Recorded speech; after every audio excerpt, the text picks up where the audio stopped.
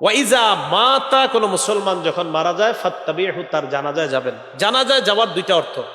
বুখারীর বর্ণনা আসছে ইত্তিবাউল জানাইজ, জানাজার নামাজে অংশগ্রহণ করা, আর এখানে আসছে ফাত্তাবিহু, তার সাথে সাথে যাওয়া। জানাজার নামাজের দুই অবস্থা, একটা হলো আপনি লাশের জানাজায় গেলেন, আরেকটা হলো লাশের জানাজার পর লাশ সহ কবর পর্যন্ত গেলেন। বুখারীর বর্ণনায় আসছে যদি আপনি জানাজায় যান এরপর কবর পর্যন্ত যান, প্রথম কথা জানাজায় যান এরপর কবর পর্যন্ত, তাহলে আপনি এই লাশ দাফন করার পর বাসায় যখন যাবেন বিবিরে বলবেন, বিবি আমার, আমি 2 উহুদ পাহাড় পরিমাণ সওয়াব নিয়ে ঘরে আসছি। তাহলে দুইটা আমল, একটা হলো জানাজায় যাবেন, আরেকটা হলো কবর পর্যন্ত।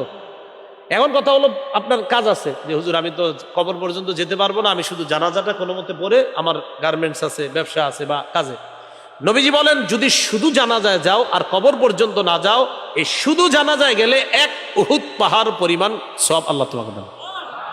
তাহলে শুধু জানাজায় গেলে 1 উহুদ, আর জানাজা এবং কবর পর্যন্ত গেলে 2 উহুদ। করবো তো ইনশাল্লাহ। এই 6টা হকের কথা আমরা সবাই গুরুত্ব দিব। 6টা হক কেউ বলতে পারবেন নি? আচ্ছা আমি আঙ্গুল তুলি, আপনারা বলেন। 1 নাম্বার সালাম দেওয়া, 2 নাম্বার দাওয়াত দিলে দাওয়াত নেওয়া, এটা ব্যাখ্যা সাপেক্ষে, 3 নাম্বার কল্যাণকামী হওয়া, 4 নাম্বার না 3 নাম্বার তো পরামর্শ গেল আপনার, 4 নাম্বার হাসি দিলে আলহামদুলিল্লাহ বললে, হাসির সিস্টেমটা কেউ বলতে পারবেন?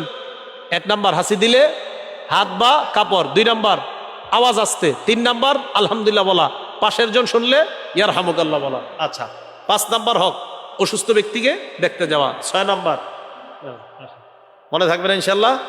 আর না থাকলে ঘরে টানায় রাখবেন যেন আপনি ডেলি এই হকগুলো আদায়। কারণ এই হক তো আমার কাছে একটু বর্বর আসতে পারে, কারণ আমি মুসলমান। নবী বলছে শোনো তোমার উপর আরেক মুসলমানের 6টা হক আছে, তো এই 6 হক আমার মনে রাখতে হবে। আমাদের গ্রামের অমুকে মারা গেছে, আপনার উপর হক আসে, এই তোমার কাজ টাজ নাই তো জানা যায় হক।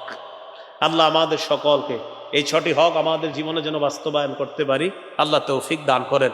আমরা কেউ উঠবো না, 6টা ছেলেকে পুরস্কার দেওয়া হবে, এরপর মুনাজাত হবে, এরপর যাবো আমরা।